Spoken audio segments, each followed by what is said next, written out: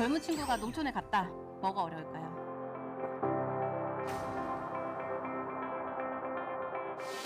친구도 없고 패턴도 다르고 텃세도 심하죠. 농촌은 전과 같지 않아요. 정말 치열한 경쟁을 하고 있는 전쟁터 같습니다. 그냥 블라인드 테스트에서 결정 나도 올라오는데 힘들지 않았어? 이번에 저희가 경기를 며칠 전에 했잖아요. 이 전쟁터에 어떻게 하면 성공하실 수 있는지. 청년농업인연합회 강선아 대표, 그녀의 이야기를 들어보자.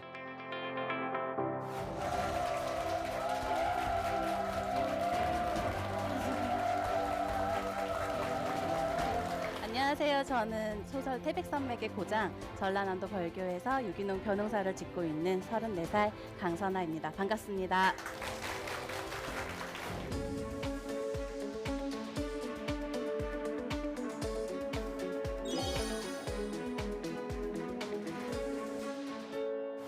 농촌의 젊은이들을 이제 요즘에는 언론에서 많이 보시죠.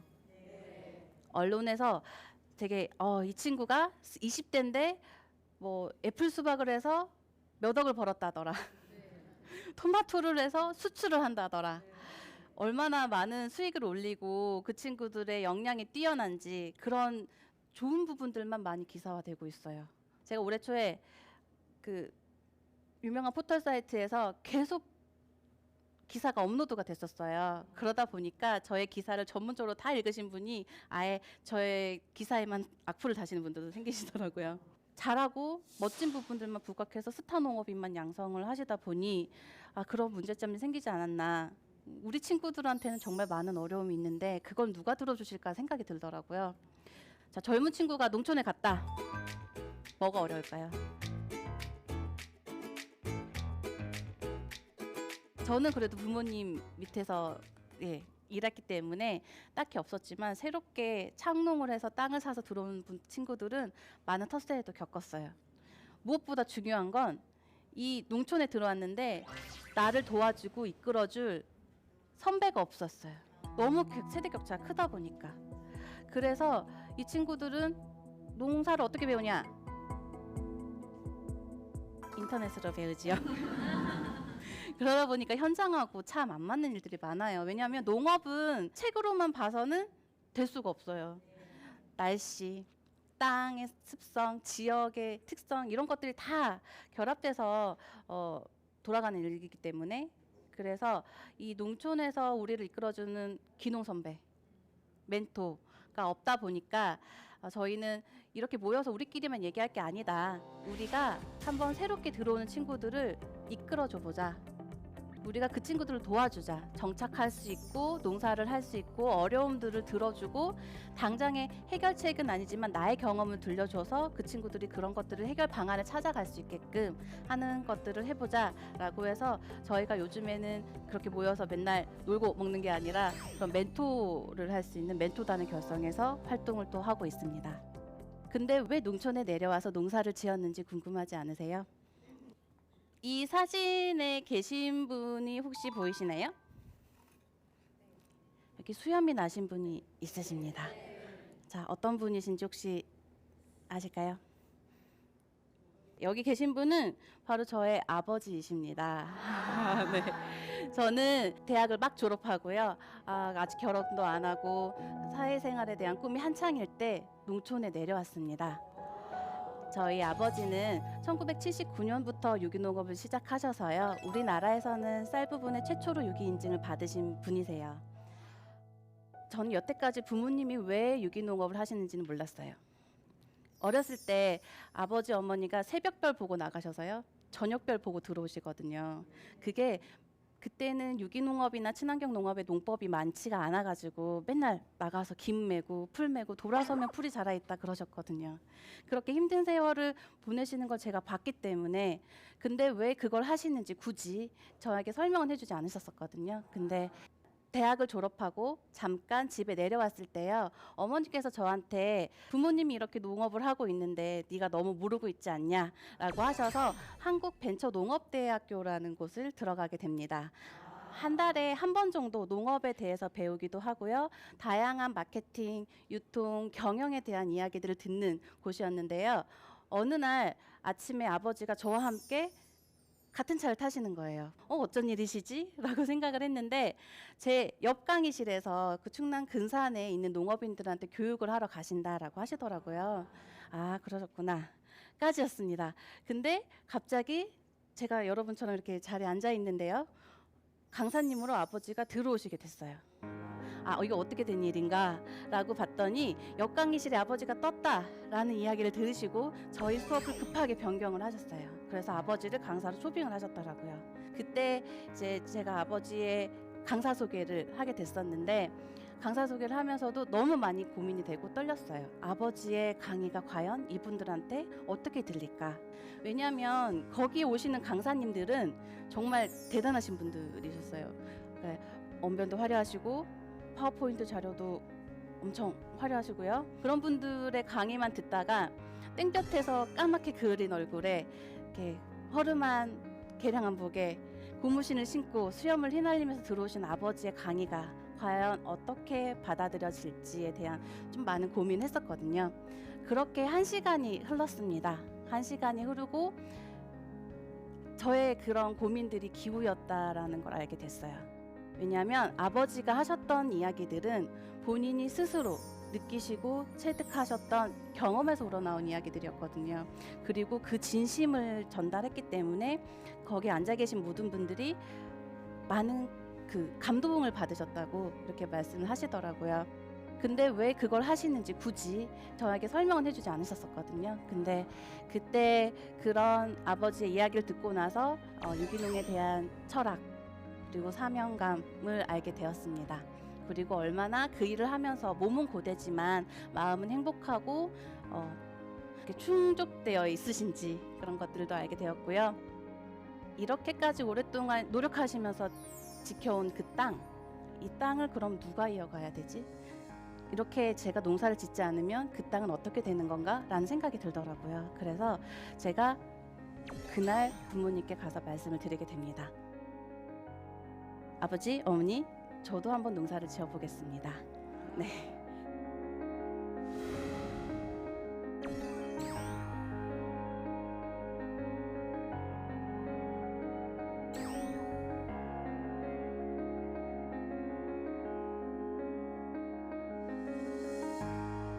제가 그렇게 3년을 머슴처럼 했지만 막상 부모님한테서 배운 건 없었거든요. 왜냐하면 제가 딱 내려왔을 때 아버지는 유기농 명인, 어머니는 식품 명인 이렇게 자리를 잡아 계신 거예요. 그래서 저는 제가 해야 되는 일들은 그냥 부모님이 시키는 일들만 하면 됐었고, 너무나도 두 분이 건재하시기 때문에 딱히 내가 여기에서 뭔가 나서서 하는 것보다는 알려주시는 거 그냥 천천히 배워가야지라고 하는 그런 마음이 있었던 것 같아요. 그리고 3년이 지나고 2010년도에 갑작스럽게 아버지가 돌아가시게 됐어요. 아버지가 돌아가시고 나니까 정말 형식상으로라도 이 농장을 물려받을 사람이 필요하더라고요. 그러고 나서 제가 대표가 되니 그럼에도 불구하고 젊은 친구가 아가씨가 농촌에 와 있는 게 너무 기특하다라는 이야기들을 많이 말씀을 하시더라고요. 그 자체만으로도. 그래서 언론에 막 소개가 됐어요. 취재를 오시고 촬영을 오시고 인터뷰를 하시고 그래서 하루는 어머니가 저를 붙잡고 이야기를 하시더라고요. 이렇게 외부에서 잘한다 아무리 얘기를 하고 취재를 해가고 언론에 소개가 되는들 너한테 남아있는 거는 무엇이냐라고 이야기를 하시더라고요. 지금 네가 알려지는 부분들 그런 것들은 단순히 어린 것 젊은 친구 그리고 노력하고 있는 그것에 대한 가상함이지 결코 너의 실력은 아니다. 한번 이제부터는 네가 진짜 가지고 수 있는 역량을 키워봐라. 너의 것을 가져봐라 라고 말씀을 하셔서 그때부터 정말 많은 공부를 했던 것 같아요. 농사를 지으면서 제가 그걸 깨달았어요. 농사란 누구나 지을 수 있지만 아무나 지을 수는 없겠구나. 네, 그런 생각을 했습니다. 왜냐하면 밤낮 없이 그렇게 부모님 뒤를 따라다니면서 일을 하면서 정말 농사가 힘들구나를 깨달았거든요. 3년 동안 정말 저는 머슴이 된 줄 알았어요. 참 여러 가지가 어렵더라고요. 농사꾼의 딸인데도 불구하고 새벽에 일어나는 것부터가 너무너무 힘들었어요. 도시에 살고 대학에 다니다 보니까 항상 늦잠 자고 늦게 네, 늦게 자고 이런 것들이 익숙해져 있었는데 새벽에 5시도 되기 전부터 일어나야 되는 거예요. 5시는 일을 해야 되기 때문에 한 4시 반부터는 일어나서 준비를 해야 되는 거죠. 아, 왜 이렇게 농촌에서는 아침부터 새벽부터 일을 할까라고 했더니 조금만 해가 뜨면 너무 햇볕이 뜨거워서 일을 할 수가 없는 거예요. 그래서 그 새벽에 일을 하고 그 시간에 잠깐 쉬었다가 또다시 일을 시작하는 그런 일들이 시작됐는데요. 정말 아침에 눈이 너무 안 떠져서 너무 고민을 했고 어머니 아버지도 왜 이렇게 못 일어나는지 저를 그렇게 야단치셨었는데 어느 순간부터는 그 패턴들이 익숙해졌어요. 왜냐하면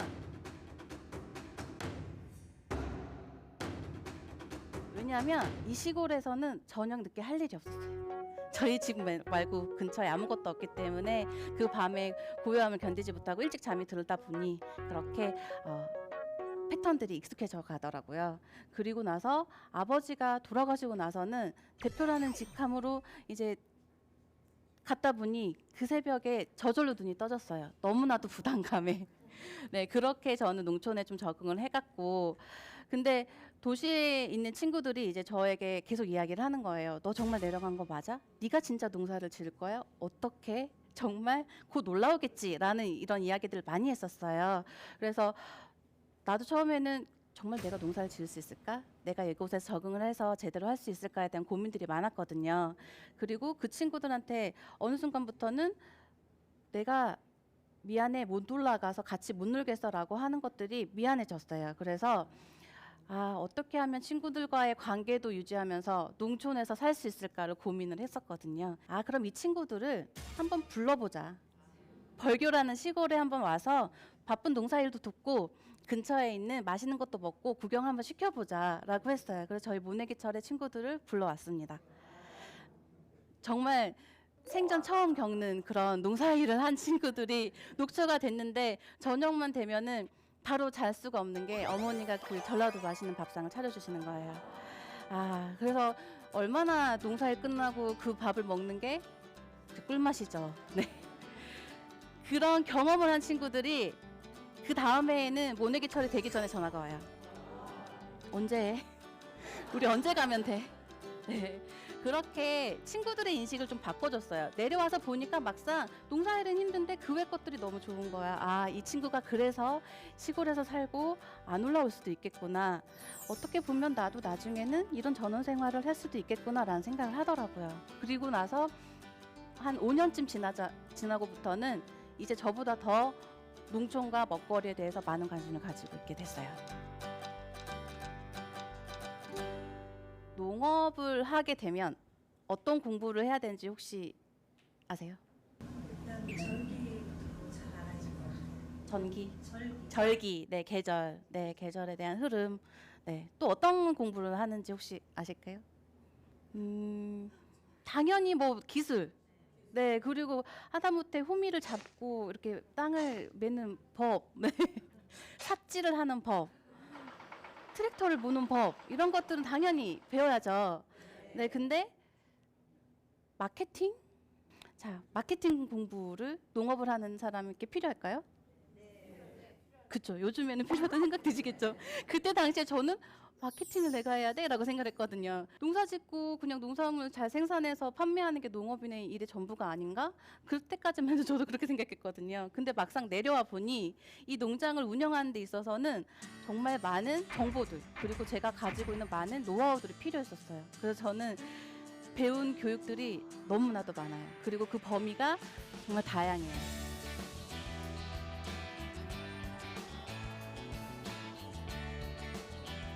바로 저의 교육 수료증입니다. 농업을 하기 위해서는 정말 농업에 관련된 이렇게 다양한 교육들도 필요하지만요.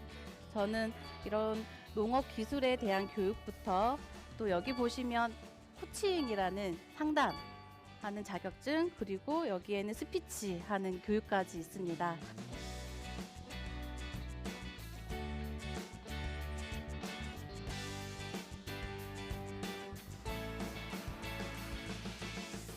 저는 원래 내성적인 성격이거든요. 근데 많은 분들 앞에서 저의 얘기를 전달하는데 처음엔 너무 어려움을 겪었었어요. 그래서 이런 스피치 교육 같은 과정들을 통해서 조금 더 제 이야기를 잘 전달할 수 있도록 그렇게 도움을 많이 받고 있습니다. 그리고 저는 실은 원래 정말 공부를 싫어하는 학생이었어요. 대학 때까지 그 외 활동을 더 치중했었는데요.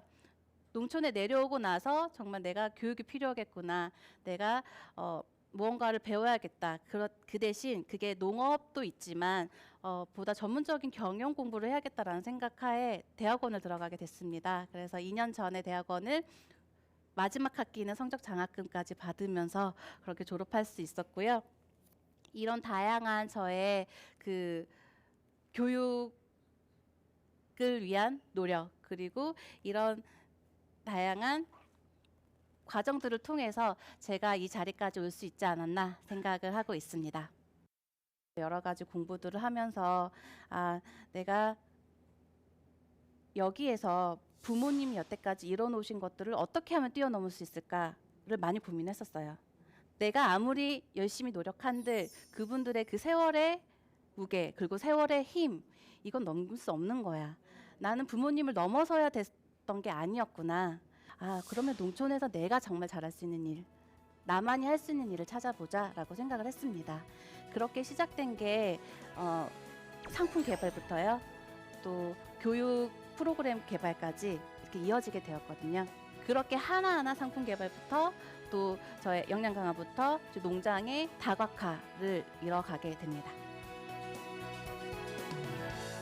부모님 때 농사는요. 그 유기농업을 하시는 거는 이 땅만 어떻게든 잘 살리면 농약을 안 하고 제초제를 안 하고 어떻게든 농사를 지어내면 그게 정말 성공적인 유기농이라고 했어요. 근데 여러분도 지금 마트에 가서 보시겠지만 요즘엔 유기농 많이 보이시죠? 네. 그렇게 많이 보이는 유기농 그걸 어떻게 하면 이제 더 잘 알릴 수 있을까에 대한 고민이 시작되기 시작했어요. 왜냐하면 그때는 유기농 쌀 하면 여기밖에 없었어요. 근데 지금 유기농 쌀 하면 이렇게 많이 나오죠. 그래서 단순히 땅만 가지고 농사를 짓던 시대는 지났구나. 어떻게 하면 내 농산물을 소비자들에게 제대로 전달할 수 있을지 그 맛과 영양도 물론이거니와 그 가치 그리고 그 농부의 마음까지도 어떻게 하면 전달할 수 있을지에 대한 고민이 시작되었습니다. 예전에요. 우리 어르신들 보면은 쌀을 어떻게 사시죠? 부잣집 가면은 막 쌀이 막 이렇게 가마니로 막 이렇게 그득그득 이렇게 곳간에 쌀이 가득 차 있어야 부잣집 이런 기준이 있었죠. 문화적인 특성 때문에 제가 내려왔을 때 소비자분들이 쌀을 구매하시는 패턴이 20kg 가마. 주문을 하실 때 전화를 하십니다. 이렇게 전화를 하시죠. 20kg 8개 보내주세요. 이렇게 말씀을 하세요. 20kg 8개면 160kg입니다. 네, 이걸 파는 게 저한테는 정말 큰 도움이 되고 돈이 되겠죠. 근데 저는 생각을 하게 돼요. 요즘처럼 이렇게 더운 여름철에는 정말 빨리 벌레가 생기고 산화가 돼요. 근데 저희는 또 색깔 있는 쌀들이 있거든요. 이 색깔 있는 쌀들은 영양분이 더 많아요. 그래서 그렇게 또 벌레가 많이 생기더라고요. 고민이 시작됐어요. 여름만 되면 도정한 지 2주도 안 됐는데 쌀에 벌레가 생겨서 반품 교환이 생기는 거예요. 옛날 같았으면 우리 가을철에 이렇게 도정 다 해놓고 1년을 드셨단 말이에요. 이걸 어떻게 잘 팔 수 있을까? 소비자분들이 어떻게 하면 우리 쌀에 대해서 좋은 인식을 가지고 계속 맛있게 드실 수 있을까를 고민하게 됩니다. 그렇게 해서 나오게 된 게요. 저 이렇게 작은 포장의 쌀이에요. 네, 원래는 20kg 단위의 쌀을 구매하시던 분들한테 저는 5kg, 1kg짜리 쌀을 권유하기 시작해요. 소비자분들이 전화하세요. 자, 20kg 몇 개 보내주세요 하시면 제가 되려 여쭤봅니다. 가족이 몇 분이세요? 한 달에 얼마나 드세요? 그러면 우리가 네 식구니까 한 달에 10kg 좀 못 먹어요? 이렇게 이야기하시면 제가 5kg 2개면 무료 배송이니까 그렇게만 보내드릴게요. 번거로우시겠지만 다음번에 쌀이 떨어질 때쯤 주문을 해주시면 저희는 그때 도정한 쌀을 또 그렇게 보내드리겠습니다 라고 말씀을 드리게 됐어요. 그렇게 하면 이 소비자분들이 당장은 번거로우세요. 쌀을 또 주문해야 되기 때문에 그 대신 항상 갓 도정한 맛있고 신선한 쌀을 드실 수가 있는 그런 장점이 있더라고요. 그래서 이 유기농 쌀의 유통에 있어서 당장의 이익보다는 좀 더 꾸준히 이렇게 판매할 수 있게끔, 그리고 그분들이 단골이 될 수 있게끔 하는 그런 마케팅 방법을 시작하게 되었었습니다.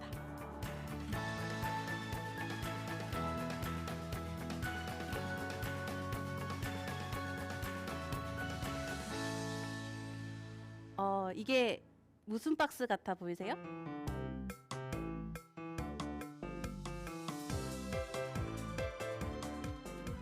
자, 이게 바로 저희 집에서 나오는 한 끼용 1인 가족을 위한 한 끼용 쌀 박스입니다. 네. 자, 한번 보여드려 볼게요.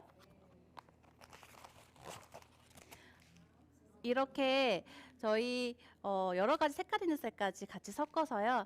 한 끼에 한 포만 넣으면 밥 한 그릇이 나오는 용량 소포장의 쌀인데요. 제가 아까 1kg까지의 저 작은 포장에서 더 나아가서 이렇게까지 소포장을 하게 된 이유는, 농사라는 게 정말 저희가 언제까지나 머물러 있을 수는 없다라고 생각을 하거든요.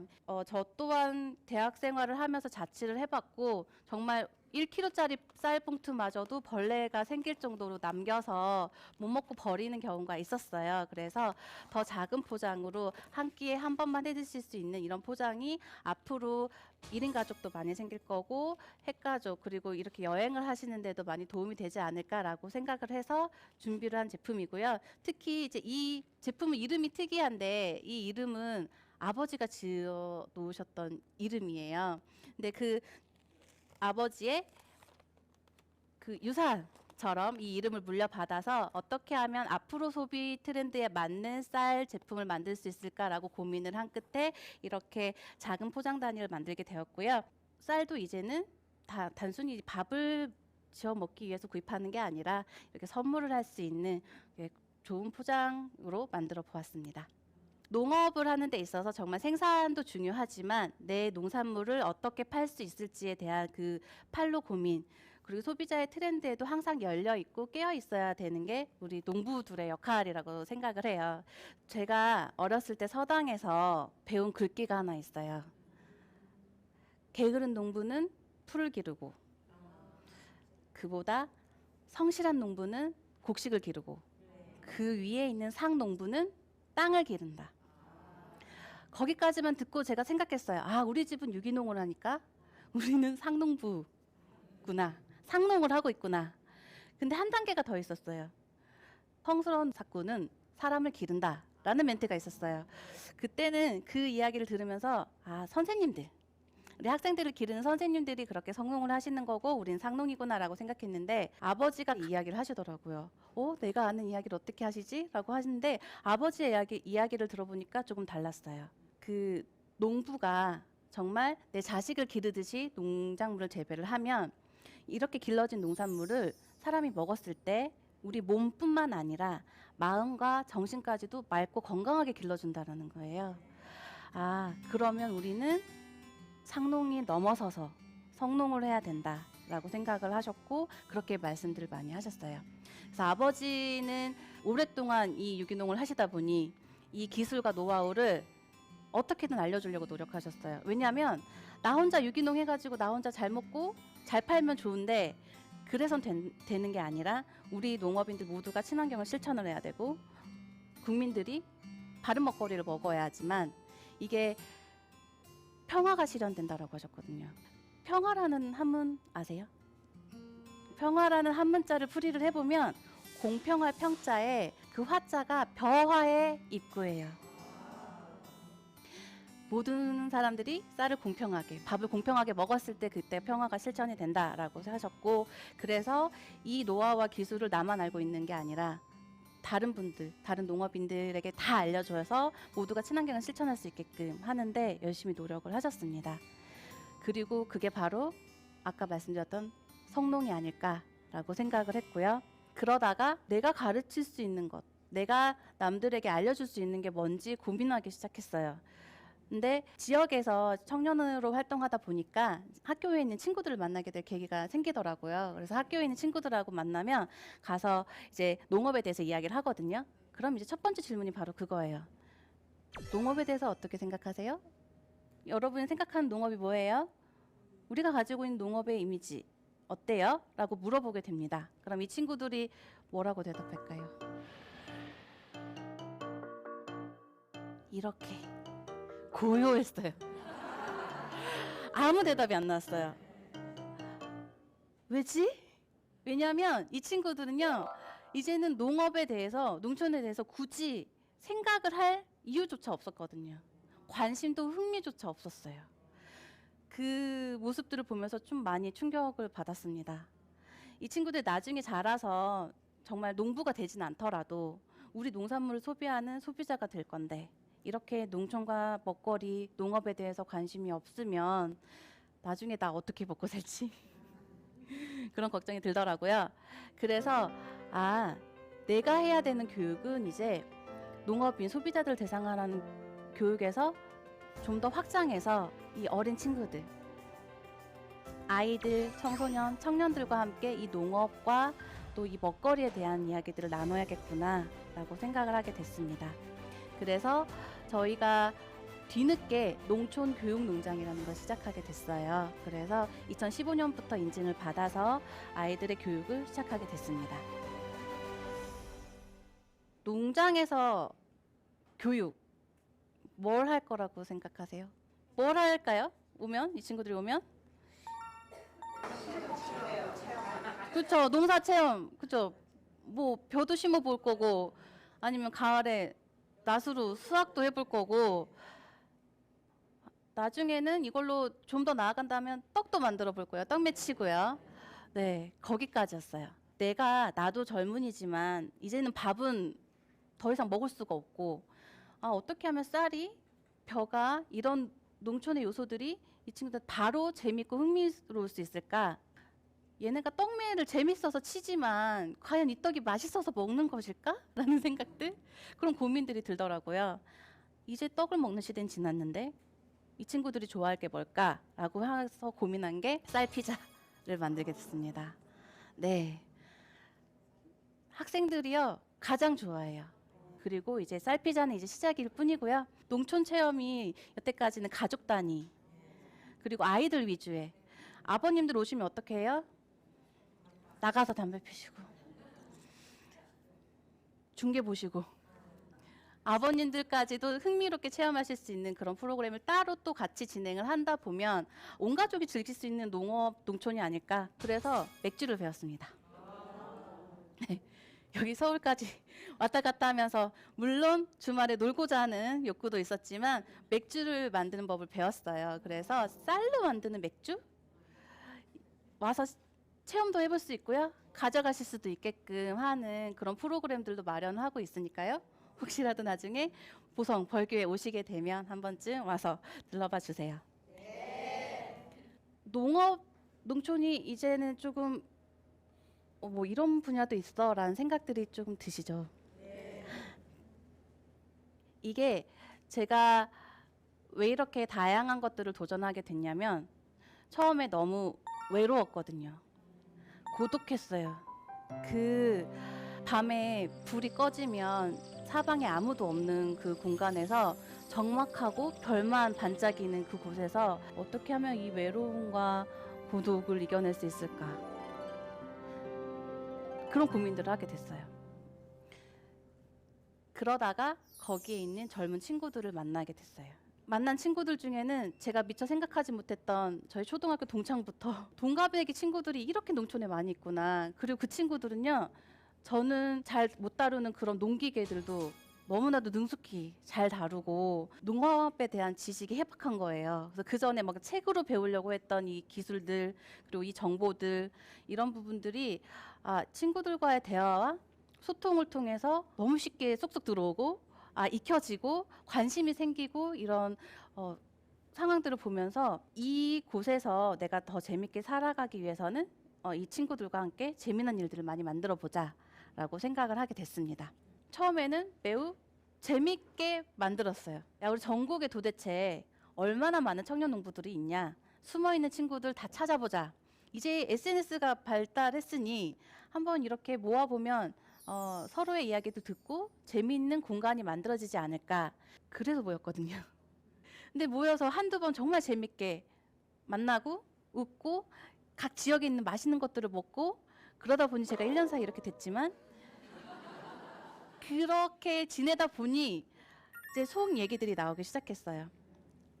내가 이렇게 농사를 짓고 이런 비전을 갖고 있지만 실은 이 지역에서 이런 문제와 어려움이 있어. 이런 것들을 나누게 됩니다. 근데 저같이 부모님 밑에서 농사를 짓는 친구들한테는 또 다른 어려움이 있습니다. 그게 뭘까요? 뭐가 있을까요? 네. 이 친구들은요, 오히려 후계농들, 승계농들이 농촌에 내려가면 바로 정착해서 오랫동안 잘 할 수 있을 거라 생각을 많이들 하시지만 오히려 이 친구들이 3년, 5년 내에 다시 도시로 떠나는 경우가 많습니다.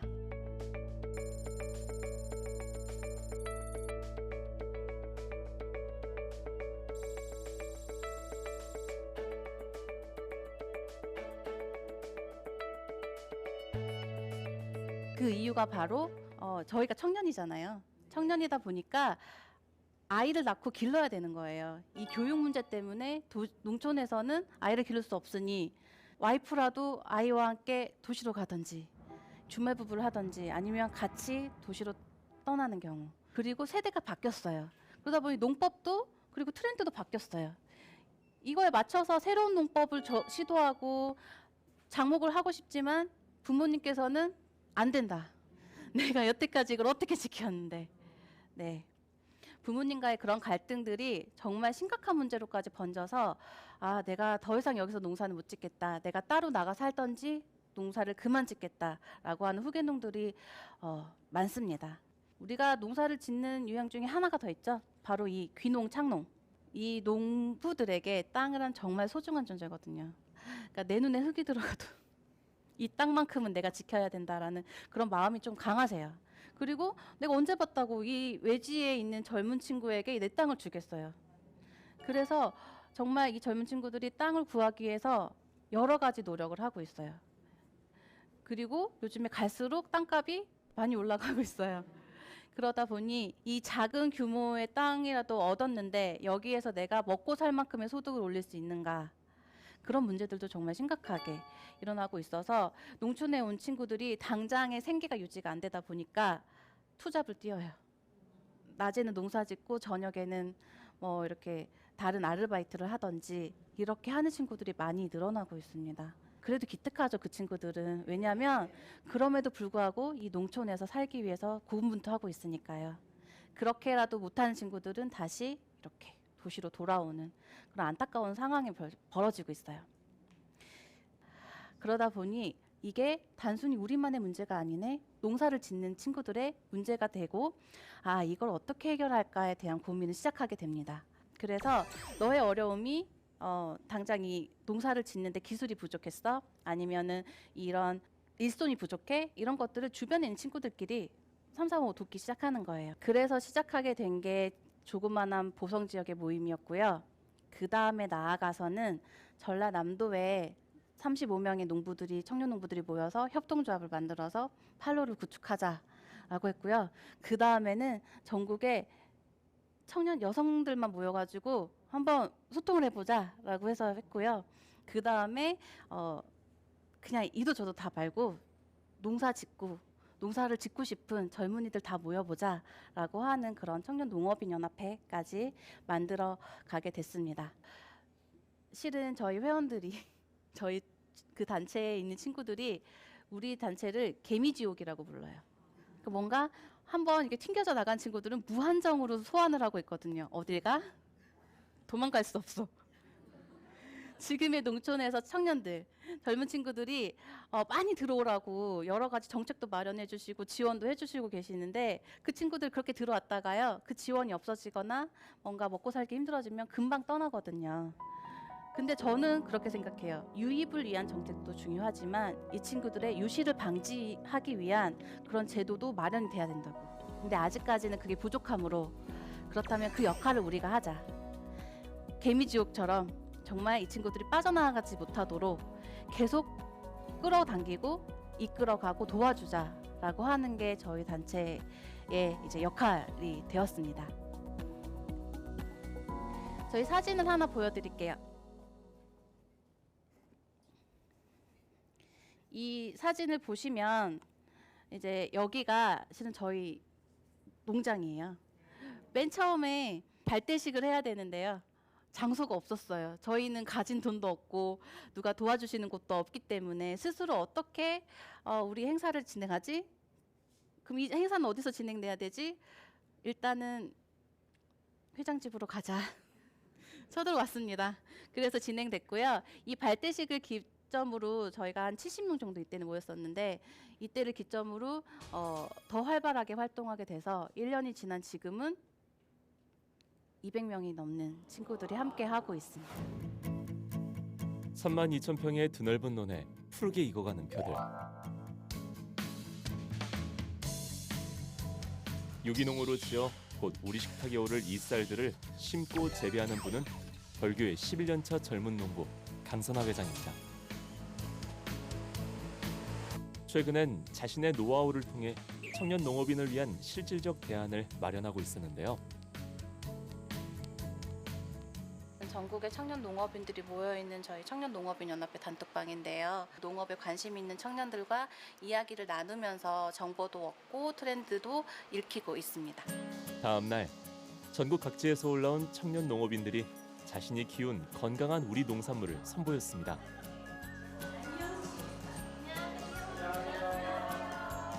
그리고 이들이 모인 오늘의 중심엔 청년연합회의 강선아 회장이 있었는데요. 여기 안에 들어있는 거는 우유로 지금 이제 섞었는데 섞은 거 훨씬 좋아요. 그래서 다이어트 하면서 찾기가 싫은 거 가까이 와요. 갑자기 왜안 가?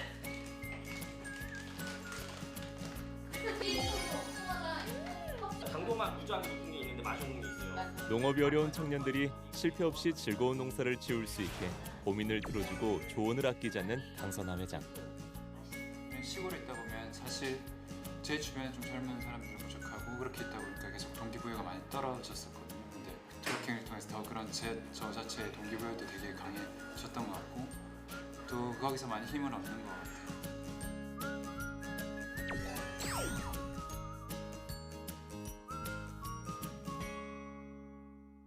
근데 제가 생각했을 때 우리 단체는 실은 가진 게 아무것도 없어요. 사람에 대한 그런 인적 자산밖에 없어요. 근데 여기에서 왜 이 친구들이 계속 모이고 빠져나가지 않지? 라고 다들 많이 의심을 하시거든요. 너넨 지원도 없잖아. 그쵸? 지원을 해주는 것도 없고 이렇게 모여서 이야기를 하는데 누가 맛있는 걸 사주는 것도 아닌데 어떻게 그렇게 모여서 계속 끈끈하게 이런 관계를 유지할 수 있지? 라고 했는데 그 가장 첫 번째 요소가 바로 정보입니다. 저희는 단톡을 만들어서요. 거기에서 모든 이야기들을 다 해요. 농사를 짓다 보면 당장 내가 하다 보니 기계가 이게 안 움직여요? 하는데 누구한테 물어볼 수가 없잖아요. 근데 그 자리에서 사진을 찍어서 이게 문제가 생겼는데 뭐가 문제인지 아는 사람이라고 물어봐요. 그러면 어느 한편에서는 그거 무슨 기계인데 이렇게 해? 라고 대답을 해주는 거죠. 실시간으로 멘토링, 그 문제를 해결해 줄 수 있는 그런 것들부터 지금 청년 농업인들 내려오면은 예비 창업인들 한 달에 100만 원씩 지원해주는 그런 좋은 사업이 생겼어요. 이 사업을 준비하는데 이 친구들이 어려워요. 왜냐하면 사업 계획서도 써야 되고 면접도 봐야 되고 이런 어려움을 혼자서 했을 때는 정말 해내기 어려웠겠지만 다 같이 모여가지고 그 사업을 준비하는 친구들이 모여서 같이 사업 계획도 쓰고 서로 이런저런들 조언도 해주고 피드백을 받고 진행하다 보니까 확실히 혼자서 하는 것보다는 많은 성과를 내더라고요. 그런 점들이 정말 우리의 강점이구나.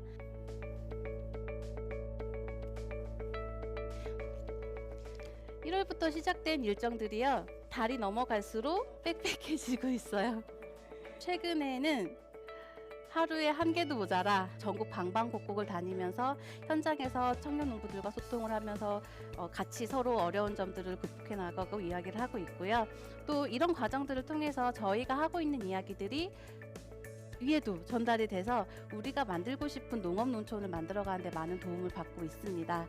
한 2, 3년째 이어져 가고 있고요. 앞으로 한동안 이렇게 열심히 다니다 보면 정말 여기 계신 분들도 젊은 분들도 계시겠지만 젊은 친구들이 농촌에 언제든 맘 놓고 편안히 내려와서 농사를 지을 수 있는 그런 날을 만들 수 있지 않을까라고 기대를 하면서 열심히 다니고 있습니다.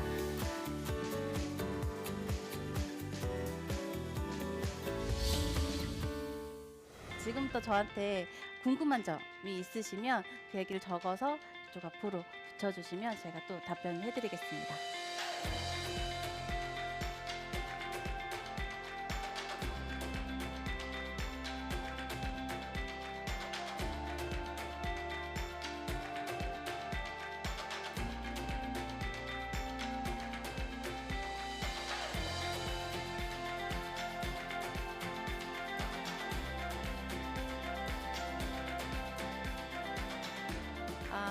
되게 많은 이야기들을 여기에 주셨는데요. 이 중에서 이 질문은 좀 청년이 하신 것 같은데, 자, 농사를 짓지 않았다면 누릴 수 있는 것들, 농사로 인해 포기하게 된 것들에 대한 질문하신 분 어느 분이세요?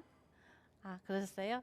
지금 제가 농촌으로 내려가면서 좀 포기했던 것들 중에 첫 번째가 바로 배달 음식입니다. 저희 시골까지 치킨이 잘 안 옵니다. 저희 친구들 모여가지고요. 너네 집은 치킨 몇 마리부터 배달 와가 저희의 인사예요. 한 마리는 절대 안 오거든요. 2마리 이상 옵니다. 그래서 배달 음식의 그 편안함 그리고 그 좋은 거를 포기했던 거. 그리고 두 번째로는 올라이트예요. 밤을 샐 수 있는 공간이 없습니다. 9시만 되면 그 전부터요. 슬슬 문을 닫기 시작해서요. 정말 고요하고 적막한 읍내이기 때문에 조금 늦은 시간까지 오픈해서 저희가 소통할 수 있는 공간들이 없어서 밤을 새우고 노는 것들을 포기하게 됐어요. 아쉽기도 하지만 나중에 오래 살겠죠. 건강엔 좋으니까요. 네. 또 한 가지 더 겨울과 같은 휴식기에 무엇을 하며 보내시나요? 라고 질문해 주셨어요. 저희는 농한기라고 불리우는 시간이거든요. 그 시간 동안 근데 작목마다 그 농한기가 다 달라요. 저희는 이제 벼농사기 때문에 겨울, 가을 거지 끝나고 나서 그다음 씨앗을 심을 때까지가 농한기인데 그동안 저는 쉬지 못합니다. 왜냐하면 아까 말씀드린 대로 저희는 농사뿐만 아니라 가공도 하고 있고 그리고 또 교육 체험을 진행을 하잖아요. 저희가 쉬고 싶은 그때 방학이 시작합니다. 그래서 그 체험을 하고 또 그 교육을 받으러 오는 친구들을 맞이해야 돼서 농한기가 딱히 없어요. 불과 2, 3년 전까지만 해도 저는 틈만 나면 무조건 나갔습니다. 여긴 너무 좁다. 그래서 무조건 나갔어요. 그래서 제 친구들이 너는 왜 연락만 하면 해외에 있냐? 나는 넓은 견문을 익히러 나간다라고 하지만 어쨌든 그 농촌이라는 되게 작은 공간에서 살고 있으면서도 항상 그 뭔가 외부의 흐름 그리고 그 트렌드 문화들에 대해서 열려 있게 들으려고 노력을 했어요. 그래서 항상 많은 곳들을 여행을 하면서 공부를 했던 것 같습니다. 저는 대표님에 대해서 한번 여쭤보고 싶은데요. 농사 일을 하다 보면은 힘들고 괴로울 때가 있을 거 아니에요. 그럴 때는 어떻게 해결하는지 그게 참 궁금합니다. 힘든 일이 참 많잖아요. 근데 정말 농사 일을 하다 보면요. 그 힘든 일을 저녁에 곱씹으면서 분을 풀 체력이 없어지더라고요. 그래서 정말 지쳐서 잠들 때가 많아서 이렇게 쌓고 쌓다가 도시에 와서 친구들과 만나서 풉니다. 제가 여기에서 집에서는 이렇게 한복을 입고 있어요. 많은 분들을 만나 뵈야 되고 또 어느 정도는 이제 전문성을 띄어야 되기 때문에 이런 복장을 하고 있지만 이 복장만 벗으면 누가 제가 농부인 줄 알겠습니까? 그렇죠. 저도 그래서 도시에서 오히려 스트레스를 많이 해소하는 편이고요. 예전에는 여행을 통해서 그런 어려움들을 많이 극복해 나갔었어요. 여기 재밌는 질문이 하나 있습니다. 농촌에서 청년이라는 기준은 몇 세부터인지 네, 여기 써주셨어요. 네, 실은 저희 단체는 만 43세까지가 기준이에요. 갑자기 내도 청년이다라고 이렇게 안돼 네, 생각하시는 분도 계시는데 지금 농촌에 오시면요, 그 고령화라는 게 매우 심각해요. 그래서 농촌에도 청년회가 있거든요. 청년회가 있는데 거기 활동하시는 분들이 대부분 60세 이상. 60세 이상의 어르신들이 청년회 활동을 하시고 부녀회장님이 70대. 그러다 보니 청년이란 기준이 도시에서는 만 39세 이렇게 기준이 있지만 농촌에서는 조금 다르게 적용을 해야겠다. 우리는 우리에 맞춰서 45세까지는 청년으로 인정을 하고 같이 한번 소통을 해보자라는 기준으로 저희는 45세까지 정했고요. 실은 통용되어 있는 기준은 만 39세입니다. 청년 모임이나 단체 등 그런 걸 가입하려면 어떤 조건 등이 있는지 궁금합니다. 보통의 농업인 단체는요, 농지원부가 있어야지 가입 가능한데요. 저희는 청년이기 때문에 아직 농지원부가 없는 친구들도 많고요. 그리고 누구나 가능합니다. 나이가 만 43세 이하라면요. 그래서 농업 농촌에 관심 있는 분들은 저에게 연락을 주시거나 아니면 인터넷으로 가입할 수 있는 그런 루트가 있습니다. 거기를 알려드릴게요. 를 보면서 항상 궁금했었는데 네. 매년 뭐 태풍이나 홍수, 가뭄 같은 자연재해 때문에 네. 농업하시는 분들이 어떻게 위기를 극복하시는지 궁금합니다. 정말 어려운 질문입니다. 올해는 뭐가 힘들죠? 폭염, 가뭄. 며칠 전에 소나기가 잠깐 내렸는데요. 그거는 겉면만 적시고 완벽한 해결책은 못 되더라고요. 작년에는 또 비가 문제였어요. 비가 너무 많이 와서 농작물이 실패를 했고 올해는 가물어서 실패를 했습니다. 이 농사라는 게 저는 운이 7이라고 봐요. 이 운이 7이라는 게 내가 아무리 열심히 노력을 해도 자연 환경에 따라주지 않으면 이게 많은 저를 봤거든요. 그래서 요즘에는 농작물 재해보험이 있습니다. 농사를 짓기 전에 내 작물에 해당되는 보험을 들어놓으면 이게 천재지변 이런 기후의 영향으로 농사가 조금 실패하더라도 어느 수준까지는 보상을 해주는 그런 제도들이 있어서 그럼에도 불구하고 저희 농민들이 농사를 지을 수 있는 그런 보호 체제가 있습니다. 우선은 여성분이신데 밭을 갈려면은 원동기에 경운기나 막 트럭 그런 거를 어떻게 관리나 아니면 밭에요? 그렇게 하는지 궁금해요. 기계가 참 염려가 되시죠? 다행히도 저는 인증사들이 남아 있습니다. 모내기를 하는 이항기를 모는 사진이라든지 콤바인을 모는 장면이라든지 그런 것들이 남아 있는데요. 운전을 하실 줄 안다면 누구나 쉽게 배울 수가 있어요. 다만 우리가 너무 크고 어렵게만 생각하시는데 그래서 요즘에는 아예 저희 농업기술교육 중에 여성들만 배울 수 있는 농업기계 다루는 법 강의가 따로 있을 정도로 해서 쉽고 누구나 할 수 있는 거를 이제는 다들 공유하면서 배워가고 있습니다. 네. 귀농하려면 초기 비용 같은 게 들 텐데 그런 거 지원은 혹시 있는지 궁금합니다. 귀농의 초기는 내가 어떤 작물을 선택하고 어느 지역에 살고 이런 여러 가지 환경들에 따라서 정말 비용은 산출하기 나름이에요. 다만 일단은 오시면 거주할 곳이 필요하잖아요. 이 귀농을 하신 분들을 대상으로 또 주택을 개조해서 사실 수 있도록 보조해주는 그런 제도가 있고요. 또 땅을 구입하실 때도 당장 내가 사기는 어려우니 임대를 해주는 국가기관을 통해서 임대를 해주는 농지은행 제도가 있습니다. 이런 곳을 통해서 땅도 이렇게 빌릴 수가 있고요. 그래서 임대 비용이라고 하면 내가 시설을 처음부터 크게 짓는다라고 하면 더 많이 드는 거고요.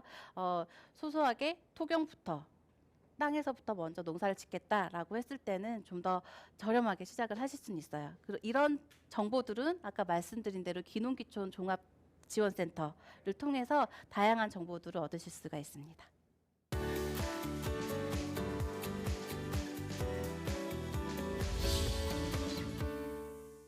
제가 청년 농부로서 어떻게 생활하고 있는지 그리고 어떠한 노력들을 해서 농사를 짓고 있는지에 대한 이야기들을 드렸고 또 전국 각지에서 활동하고 있는 젊은 농부들이 얼마나 어렵게 또 열심히 활동하고 있는 그런 부분들을 이야기를 드렸습니다.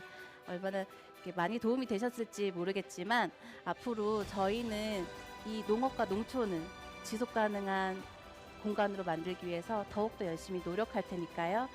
옆에서 많이 응원해 주시고 또 지지해 주시면 저희가 맛있는 먹거리로 보답해 드리도록 하겠습니다. 감사합니다.